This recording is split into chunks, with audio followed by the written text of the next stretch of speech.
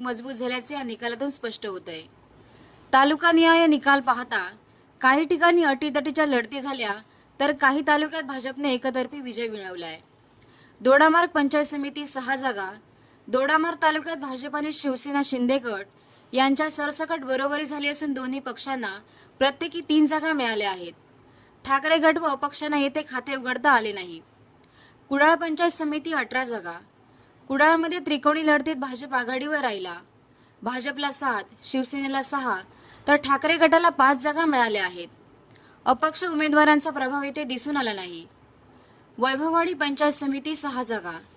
वैभववाडी तालुक्यात भाजपने clean sweep करत सर्व 6 जागा जिंकल्या। या तालुक्यात शिवसेना, ठाकरे गट आणि अपक्ष पूर्णपणे पराभूत झालेत। देवगड पंचायत समिती 14 जागा। देवगडमध्ये भाजपचे वर्चस्व ठळकपणे दिसून आले।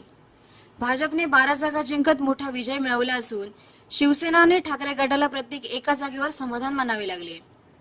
कणकवली पंचायत समिती 16 जागा। कणकवलीत भाजपने प्रचंड आघाडी घेत 15 जागा पटकावल्यात। शिवसेनेला येथे केवळ 1 जागा मिळाली असून ठाकरे गट आणि अपक्षांचा पूर्णपणे पराभव झालाय।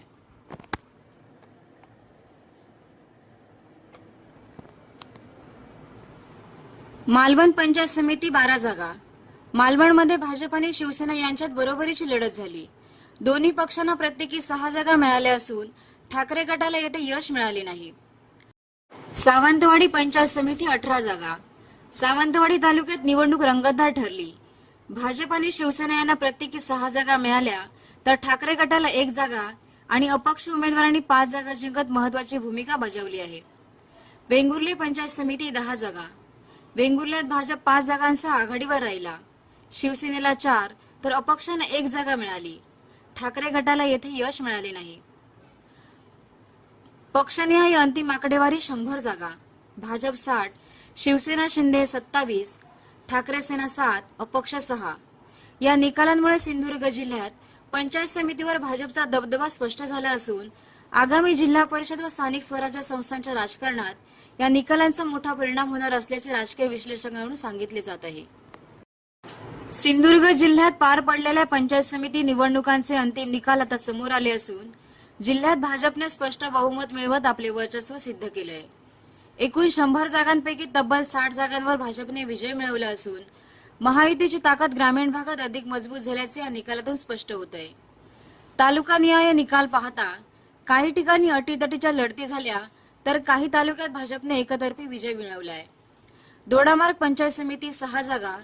दोडामार्ग तालुक्यात भाजप आणि शिवसेना शिंदे गट यांच्या सरसकट बरोबरी झाली असून दोन्ही पक्षांना प्रत्येकी 3 जागा मिळाल्या आहेत। सिंधुदुर्ग जिल्ह्यातल्या पंचायत समिती, जिल्हा परिषद पंचायत समितीच्या निवडणुकीचा निकाल जाहीर झाल्यानंतर आता पक्षीय बलाबल जर बघितलं असेल तर महायुतीचा बोलबाला सिंधुदुर्ग जिल्ह्यात पाहायला मिळतोय। पंचायत समितीची आकडेवारी जर विचार केली तर एकूण दोडामार्गमधून एकूण 6 पैकी भाजपाचे 3 तर शिंदे शिवसेनेकडे 3 पंचायत समितीच्या जागा गेल्या आहेत।